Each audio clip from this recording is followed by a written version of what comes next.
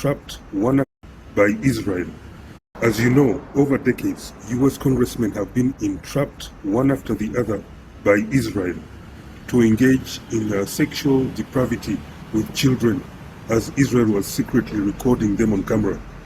And those videos are being used by Israel to blackmail these politicians to do anything Israel demands, or else the videos will be leaked to the public.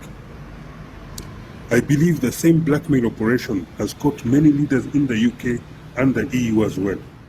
And that's why they all act odd and look soulless when they have to defend Israel's crimes, because they are under duress and can't reveal their plight to anyone. By orchestrating this blackmail operation, Israel conducted what is essentially a coup d'etat against the democracy that US politicians represent. Israeli operatives have thus usurped the American people's sovereignty over their own country by blackmailing these representatives to serve not the interests of the American people, but the interests of a genocidal foreign country first.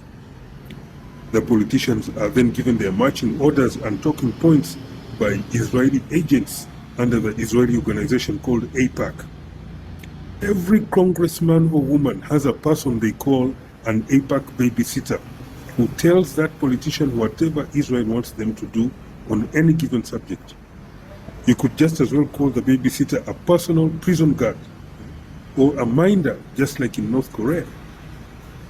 One of the most important actions these politicians must take is to always approve US foreign aid to Israel every year without fail. But after the money reaches Israel, part of it is then sent back to America from Israel to be used by AIPAC to buy more US politicians and also fund the election campaigns of the other politicians who are already under Israeli blackmail, so that they continue serving Israel in Congress to vote for more foreign aid to Israel, which the politicians will again receive more kickbacks from. Basically, these politicians are being coerced to engage in a cycle of corruption and money laundering, where they approve funds to Israel while receiving kickbacks from Israel from the same funds that they approve for Israel. These are federal crimes under US law. Now, besides approving money for Israel, they must also defend any action that Israel takes in the Middle East, be it genocide, air attacks on neighboring countries, or forced starvation on Palestinian children. This has been revealed by UK politician Jeremy Corbyn, who refused outright to be part of this scheme. The overthrow of democracy through blackmail should have never been allowed to happen anywhere.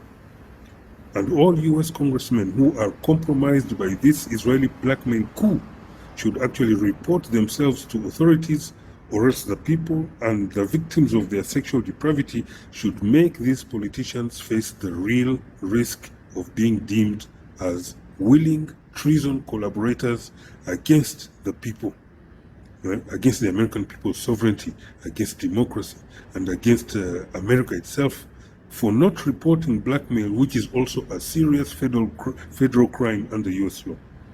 Right now, Israel is doing everything so that the Epstein files do not come out. They are most probably the ones using a blackmailed Donald Trump to try and bury the files and videos so that they keep the power of blackmail that they have over America's politicians. Power that they have stolen from the American people who elected these politicians. The American people should not let this brazen coup d'etat against their country continue. This foreign regime in power in America, behind the curtains, is the one engineering the loss of freedoms of the American people, particularly when it comes to criticism of Israel. People are being cancelled, losing their businesses, and others their jobs, their families and marriages breaking, their homes breaking, for simply exercising their First Amendment right to speak their conscience. This regime is leading the US down a slope that culminates in not only the end of America as a free country for all its citizens. If nothing is done, it ends with deranged, genocidal Israeli lunatics ruling the world. For me, I'm just like a simple messenger on video main here. My role is to hereby alert the world, anyone who cares to listen, and warn you about this grave danger. save this video before it gets removed and share it with the American and European people who might not be aware of the full scale and magnitude of this coup against their democracy. Thank you.